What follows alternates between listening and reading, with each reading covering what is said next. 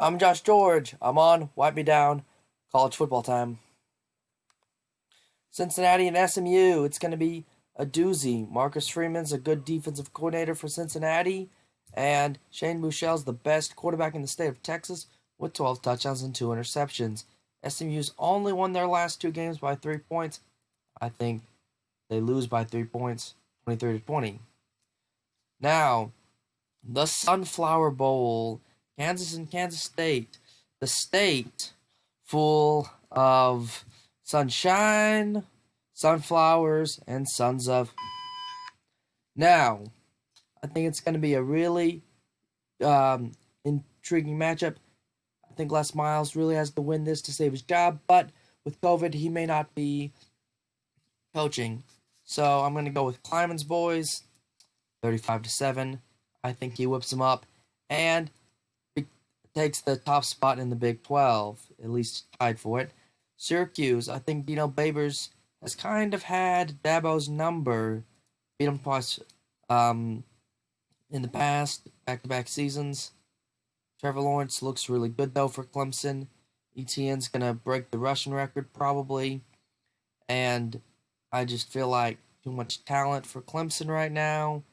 And Syracuse has just not looked good enough. They lost to Liberty.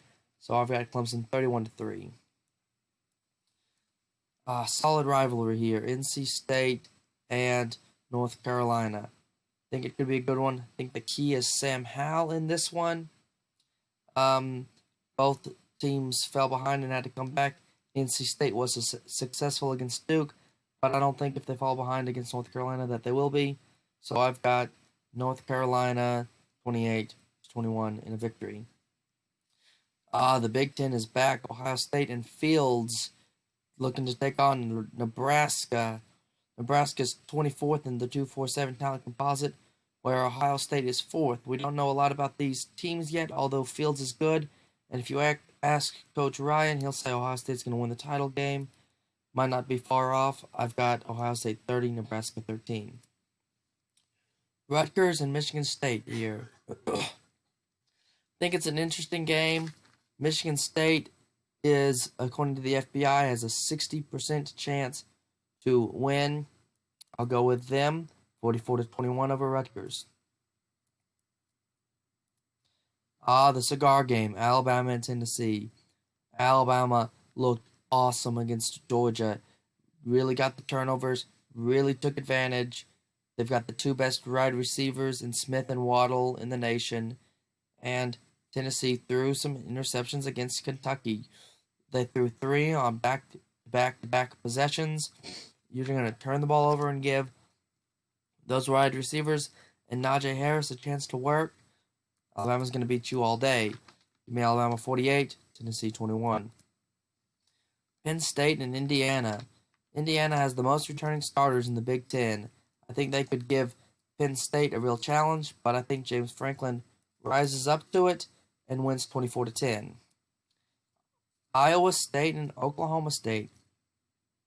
I think this game is interesting because Iowa State has the best rushing defense in the Big 12, and Oklahoma State is 5th in sacks in the nation right now. That's getting sacks, so it's going to be a defensive struggle.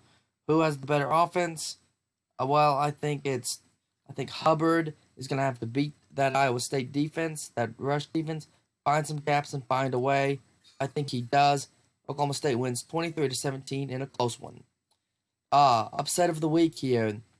Last time they played, Illinois beat a 35-point spread. They've got a 23.5-point spread. Well, last time Wisconsin only scored 23 points, losing 23-24. Give me the Illini against the spread. Game of the week. Well, Michigan, they've got a lot of question marks this year. We do know Old Khakis is coaching Harbaugh. Just not a lot of returning starters, not a lot of returning production. Well, for Minnesota, a lot of question marks as well. They're ranked 59th in the 247 talent composite, and that's 13th in the conference. But what the heck? Row the boat. Give me them. I'm Josh George.